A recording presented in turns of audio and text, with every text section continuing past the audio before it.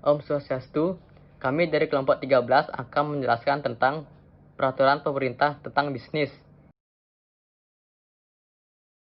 Perkenalkan, nama saya Wahyu Perdana, NPM 360. Di sini saya akan menjelaskan materi yang pertama, yaitu kompetensi pasar dan efisiensi ekonomi sosial. Efisiensi ekonomi sosial ada ketika barang dan jasa yang diinginkan masyarakat diproduksi dan dikonsumsi tanpa limbah dari inefisiensi dalam produksi, baik atau konsumsi. Untuk mencapai tujuan ini, dua kondisi efisiensi harus dipenuhi. Yang pertama yaitu efisiensi produktif dan yang kedua efisiensi alokatif. Dalam kondisi ideal, pasar yang bersaing sempurna mencapai keseimbangan yang efisiensi dan produktif secara efisien. Sayangnya, kondisi pasar tidak selalu ideal dan sempurna. Pasar yang kompetitif kemudian gagal menghasilkan efisiensi sosial ekonomi. Prospek efisiensi sosial ekonomi itu dapat dicapai melalui persaingan sempurna yang begitu memikat sehingga berfungsi sebagai dasar bagi kebijakan anti monopoli, contohnya di Amerika Serikat, serta kebijakan persaingan di Kanada, Eropa, dan tempat lain di seluruh dunia. Materi selanjutnya, kondisi efisiensi untuk masyarakat. Seperti yang sudah dijelaskan tadi, ada dua kondisi efisiensi yang harus dipenuhi untuk menghindari pemborosan dan karenanya memastikan bahwa masyarakat menikmati keuntungan terbesar dari sumber daya yang terbatas. Pasar harus beroperasi dengan efisiensi produktif sehingga masyarakat mendapatkan yang terbaik output dari sumber dayanya. Efisiensi produktif ada ketika pemasok memproduksi barang dan jasa dengan biaya total serendah mungkin bagi masyarakat. Dengan demikian, efisiensi produktif terjadi setiap kali manajer beroperasi di sepanjang jalur ekspansi perusahaan mereka, baik dalam jangka pendek maupun jangka panjang. Efisiensi alokatif, kondisi kedua yang diperlukan untuk efisiensi sosial ekonomi, membutuhkan bisnis untuk memasok jumlah optimal semua barang dan jasa yang diminta oleh masyarakat. Dan unit-unit ini harus dijatah untuk individu yang menempatkan nilai tertinggi dalam mengonsumsinya. Materi selanjutnya yaitu efisiensi sosial ekonomi di bawah persaingan sempurna. Efisiensi produktif di bawah persaingan sempurna, seperti yang sudah dijelaskan tadi, efisiensi produktif terjadi ketika perusahaan beroperasi pada jalur ekspansi mereka. Karena kombinasi input pada jalur ekspansi, baik jalur ekspansi jangka pendek dan jangka panjang, meminimalkan biaya total untuk menghasilkan setiap tingkat output tertentu. Alasannya yaitu paling meyakinkan untuk meyakini manajer akan benar-benar beroperasi di jalur ekspansi mereka agak sederhana. Namun laba ekonomi yang kuat tidak dapat dimaksimalkan kecuali total biaya diminimalkan untuk tingkat output yang memaksimalkan laba. Manajer yang ingin memaksimalkan laba dan nilai perusahaan, mereka harus beroperasi di jalur ekspansi mereka. Alasan ini berlaku dalam periode produksi jangka pendek dan jangka panjang. Sekian materi yang saya jelaskan, selanjutnya akan dijelaskan oleh teman saya. Terima kasih. Selanjutnya ada kegagalan pasar dan kasus untuk intervensi pemerintah. Kegagalan pasar terjadi ketika pasar gagal mencapai efisiensi sosial ekonomi dan akibatnya gagal memaksimalkan surplus sosial.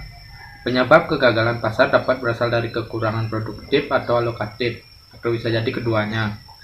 Jadi motivasi untuk intervensi pemerintah untuk mengatasi kegagalan pasar dan meningkatkan surplus sosial ini memberikan alasan kepentingan publik bagi para pembuat kebijakan untuk membenarkan peraturan pemerintah tentang industri. Jadi itu kegagalan pasar dan kasus untuk intervensi pemerintah. Selanjutnya akan dilanjutkan teman-teman. Saya Ananggong Madrisna Wiguna, MPM 229 akan mempresentasikan kekuatan pasar dan kebijakan masyarakat.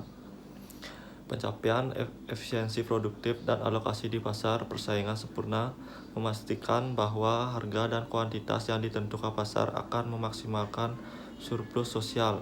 Namun hanya pasar yang bersaing sempurna yang dapat memenuhi persyaratan yang diperlukan untuk efisiensi alokasi biaya marginal cost.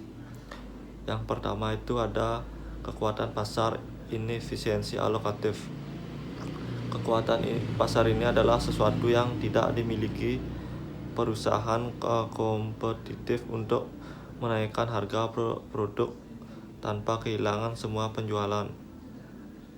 Yang kedua, kekuatan pasar dan kerugian bobot mati. Cara terbaik untuk memahami masalah yang disebabkan oleh kekuatan pasar adalah membandingkan sebuah industri di bawah dua situasi keseimbangan yang berbeda, persaingan sempurna dan monopoli murni.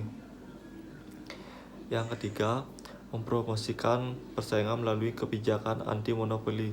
Sebagai besar negara industri bergantung pada undang-undang anti monopoli seperti yang dikenal di Amerika Serikat, Kanada, dan Uni Eropa menyebut kebijakan anti monopoli mereka sebagai kebijakan persaingan. Baik, yang keempat, monopoli alami dan kegagalan pasar. Dalam monopoli alami, efisiensi produktif membutuhkan produsen monopoli tunggal yang seperti Anda ketahui sekarang menghasilkan inefisiensi alokatif dan kehilangan bobot mati bagi masyarakat. Baik, yang terakhir, mengatur harga di bawah monopoli alami. Ketika biaya subadiktif pada tingkat output yang diminta oleh masyarakat monopoli menghasilkan output yang diinginkan dengan biaya total terendah yang mungkin bagi masyarakat. Halo, nama saya Putu Pandya Satria Widana, NPM 310, kelas C8 Manajemen. Di sini saya akan menjelaskan tentang peraturan pemerintah tentang bisnis. Yang saya ketahui di sini ada 3, yaitu masalah eksternalitas negatif, polusi, kegagalan pasar dan regulasi, dan yang ketiga ketidaksuburan perusahaan. Yang pertama saya akan menjelaskan tentang apa itu masalah eksternalitas negatif. Di sini polusi adalah contoh penting dari eksternalitas negatif. Jika bisnis hulu memilih untuk membuang air limbah yang tercemar ke sungai terdekat, pihak-pihak di hilir yang menggunakan sungai untuk tujuan rekreasi atau produktif, para perenang, pelaut, dan perusahaan perikanan misalnya akan menanggung biaya tambahan dan atau eksternal dari polusi ini melalui berkurangnya kenikmatan dan produktivitas dari sungai. Dan yang kedua, saya akan menjelaskan tentang polusi, kegagalan pasar, dan regulasi. Di sini pertama-tama kita akan menganalisis kegagalan pasar dan industri kompetitif. Ini yang disebabkan oleh polusi yang diciptakannya. Ekonomi lingkungan mengidentifikasikan tingkat optimal emisi polusi dan menunjukkan bahwa biaya atau pajak yang ditetapkan dengan benar dapat memotivasi perusahaan yang memaksimalkan laba. Dan yang ketiga, ketidaksuburan perusahaan. Pemasok dari besar barang dan jasa dapat mengecualikan orang yang tidak membayar harga. Perusahaan dari mengkonsumsi output perusahaan. Dan yang kedua, saya akan menjelaskan tentang ketidaksuburan perusahaan.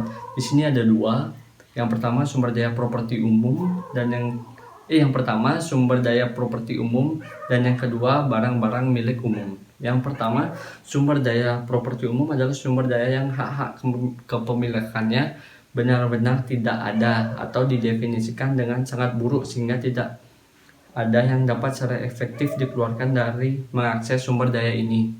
Dan yang kedua, barang-barang publik dicirikan oleh 2 properti, mereka tidak bisa dipisahkan dan tidak dapat disingkirkan. Suatu barang tidak dapat dikonsumsi dalam konsumsi jika konsumsi satu orang atas barang tidak menyebabkan pengurangan jumlah atau kualitas barang yang tersedia untuk dikonsumsi oleh masyarakat lainnya. Sekian dan terima kasih. Om Swastiastu, saya Bagus Badik Ismawada, MPM 438 akan menjelaskan tentang informasi dan kegagalan pasar. Kegagalan pasar juga dapat terjadi karena konsumen tidak memiliki pengetahuan yang sempurna. Pengetahuan sempurna mencakup pengetahuan yang oleh konsumen tentang harga dan kualitas produk, termasuk bahaya dan terkait dengan suatu produk. Seperti semua kegiatan lain yang telah kita pelajari, pencarian informasi dilakukan sampai pada titik ini manfaat marginal dari lebih banyak informasi sama dengan biaya marginal untuk mengumpulkannya. Konsumen memilih tingkat pencarian optimal berdasarkan penilaian manfaat dan biaya pencarian individual mereka. Bahkan ketika konsumen mendapat informasi secara optimal atau tetapi tidak sempurna tentang harga dan kualitas produk, kegagalan pasar karena pengetahuan yang tidak sempurna tetap bermasalah. Selanjutnya ada informasi tidak sempurna tentang harga. Konsumen tidak akan mengumpulkan setiap informasi tentang harga dan karakteristik produk selama informasi itu mahal. Kita sudah tahu dari sejumlah diskusi dalam konteks yang berbeda bahwa jumlah informasi optimal bagi konsumen yang terjadi ketika manfaat marginal dari penggunaannya sama dengan biaya pengumpulan marginalnya. Selama manfaat marginal lebih besar dari biaya marginal, lebih banyak informasi akan dikumpulkan. Tetapi karena biaya marginal positif, konsumen tidak akan pernah mengumpulkan informasi sampai marginal 0. Ini berarti bahwa mereka tidak akan mengetahui produk-produk berkualitas tinggi atau berkualitas rendah. Dikenakan beberapa penjual produk yang persis sama. Selain itu, tingkat informasi yang optimal tidak akan sama di seluruh konsumen. Bagian konsumen, biaya marginal untuk mengumpulkan informasi itu relatif tinggi. Umur, cacat, biaya transportasi yang tinggi, dan biaya peluang untuk seseorang semua berpengaruh pada biaya marginal untuk mendapatkan informasi. Ingatlah bahwa dalam model persaingan sempurna dengan konsumen yang mendapat informasi sempurna, setiap penjual membangun harga yang sama karena setiap produk penjual identik dengan penjual lainnya dan konsumen harus mengetahui hal ini. Pada kenyataannya, seperti yang kita persilihkan sekarang, konsumen tidak tahu harga dibebankan oleh setiap penjual, bahkan untuk produk yang homogen. Pertimbangan produk tertentu seperti kotak tisu dengan 150 hitungan.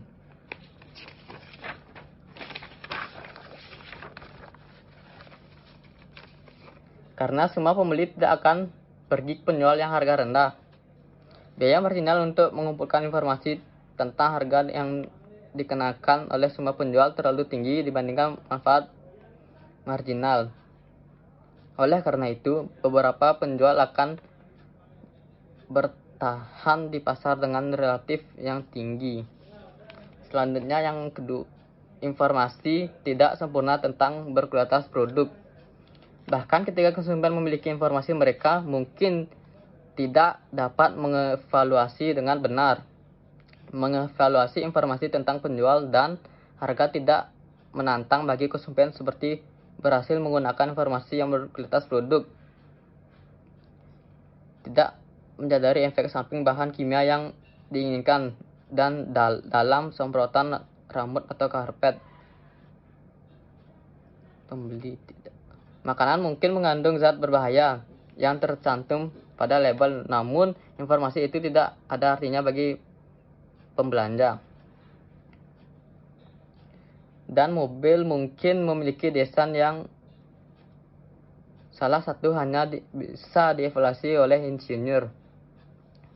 Kita juga tahu bahwa produsen sekarang memberikan informasi yang salah atau menyesatkan untuk konsumen percaya bahwa suatu produk lebih baik bagi pembeli daripada yang sebenarnya. Dengan demikian, memiliki informasi tidak menjamin bahwa konsumen akan dapat manfaat dari informasi tersebut. Untuk mengilustrasikan masalah tersebut, anggaplah konsumen suatu produk dipasok secara kompetitif salah satu kualitas produk. Baik karena industri memberikan informasi kepada mereka atau karena mereka semua keliru mengevaluasi informasi kualitas yang mereka miliki. Sekian dari kelompok kami. Jika ada salah kata maupun ada yang kurang, kami mohon maaf. Kami tutup dengan Paramo Santi. Om Santi Santi Santi Om.